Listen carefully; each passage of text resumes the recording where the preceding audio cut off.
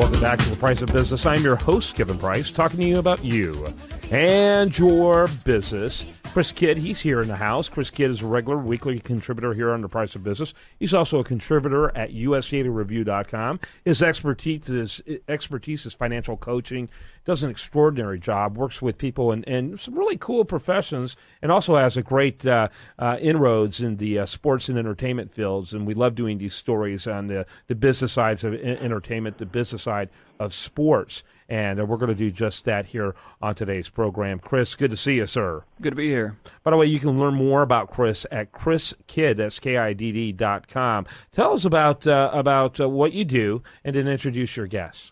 Well, I'm a financial coach. It's a little different from being an advisor. I don't manage anyone's money. I basically teach them how to manage their own more efficiently.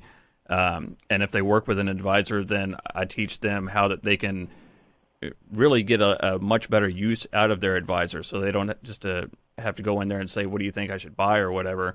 They can actually, be able to look through stuff and find out for themselves whether something looks good or not. Their advisor can present them with ideas so that, they're able to at least look through it and find out, what looks good and what doesn't, because the advisor may have something that isn't something that they would want to really be in, but they may also find something that looks great, and if they know what they're talking about, then it works a lot better. Very good. Your guest today? My guest today is Derrik Moss. He's an editor of Sports Business Journal, and they do some really awesome stuff. I'm going to let him tell us about that and some of the cool sports technology that is coming out. Awesome. Welcome to the program. How are you today? Hey, guys. How's it going? Doing well, thanks. Tell us a little bit. Sports technology. Tell us what exactly that means. Well, for us here at Sports Business Journal, we cover the business side of sports. So our reporters and editors aren't attending games necessarily and covering what goes on between the lines, but we're covering everything from media rights deals and stadium financing and labor agreements. But one of the things that we've covered here recently that is certainly a trend is the technology in sports. I think we do something at Sports Business Journal called ResourceGuideLive.com, and it's a giant database of everyone who's involved in the sports industry. So from people working to teams, to sponsors, to agencies, there's 70,000 people in this database. And so what we do is we cover just sort of a sliver of the economy, that sports business side of the economy, but we do it really well and very thoroughly. And the Resource Guide Live is part of that process, but, we have a weekly magazine and sports business dailies updated throughout the day. So our whole lives here at SBJ is covering the business side of sports. Very good. Go ahead, Chris. With your the online database, what are your typical clients? I guess you would certainly cater a lot to anyone who wants to either advertise within the sports world or maybe even get to professional athletes for any kind of sponsorship or endorsements or anything. Right, that's exactly right. So I think when we're sitting in a room talking about it, we want to think in terms of, like I'm looking in my offices right now, and I can overlook Bank of America Stadium where the Carolina Panthers play. I'm here in Charlotte. So my thought process is they're in a sales meeting. There's a dozen folks sitting around the table talking about during the summer, we need to sell sponsorships. We need ads in the stadium. We need messages on our LED displays that are running around the stadium. So who do I need to call to make that deal with to sell sponsorships? And what we provide in this service, Resource Guide Live, is the ability to click on a list of corporate clients, people who are already big in the sponsorship industry. And so someone in that meeting says, well, how about Lowe's Home Improvement? They're also headquartered here in Charlotte. So I can type in Lowe's, look at their entire sponsorship portfolio and look at all the major league teams they sponsor, and then find that exact person in sports sponsorship that I need to get in touch with. Mm-hmm. So the idea is I'm in a sales meeting, and within 30 seconds I know exactly the guy, and I can email him right from that office and contact him and try to make those deals happen. Yep, very good. And so, how much has this business changed? Not only the business of sports business, but monitoring it and working it and engaging with it. Talk a little bit about what you've seen.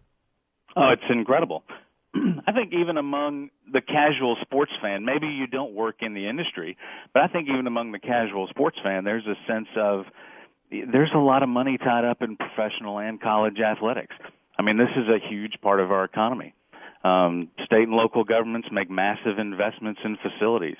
Our cable bills, to a large degree, are dictated by how much sports rights are worth and how much these networks are paying the leagues for the right to broadcast their games. So I think even among the casual fan, certainly the business side of sports is, if nothing else, it's fascinating. Yeah, no question about it. Chris? Let's talk about some of the new technology that's going into the sports world with GPS devices and things being I saw helmets with speakers in them. Yes, things like that. Well, it's we've made so many leaps and bounds technologically, obviously, in society in the last 10, 15 years.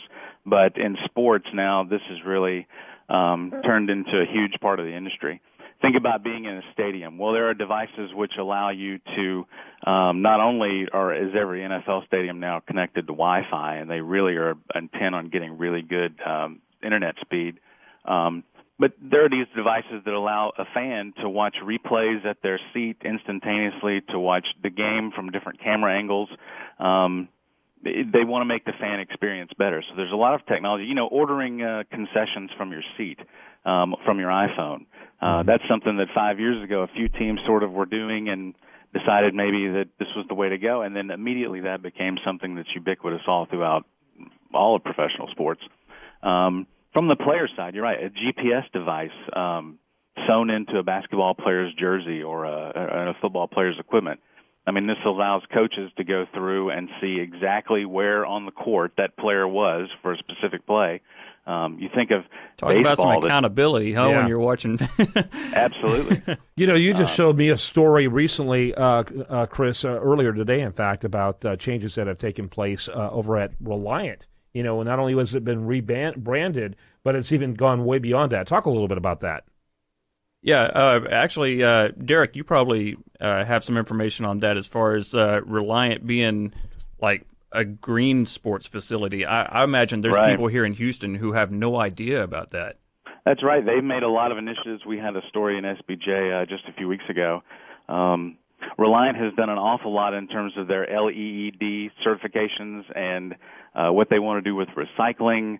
A lot of environmentally friendly products sold in concession stands where you're not wasting styrofoam. I mean, we're moving away from those, sort of wasteful and, matter of fact, inefficient products. If you can recycle and make a little bit of money on the back end turning that trash around, that's just a good business decision.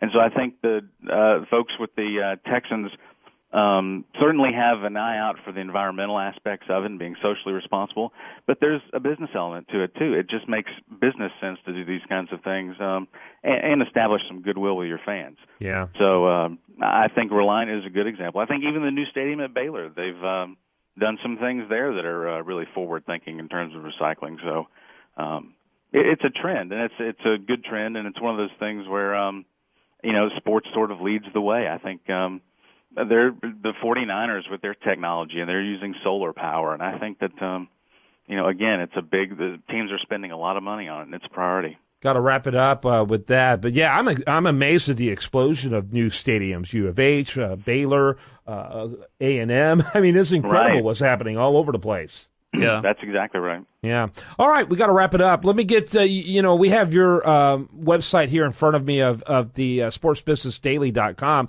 but you mentioned another one. Go ahead and give that other one if you'd like. It's resourceguidelive.com. Just go straight to there, and you'll see a good a demo, and you can figure it out. And if you work in sports, it's a tool you probably need to have. Yeah, absolutely. And then Chris Kidd, you can reach him at chriskidd, that's KIDD.com. Thanks to both of you, gentlemen. All right, guys. Have a good one. All right, so when we come back, much more for you. I do want to remind you, best content here does show up over there at usdatareview.com, and you're listening to The Price of Business.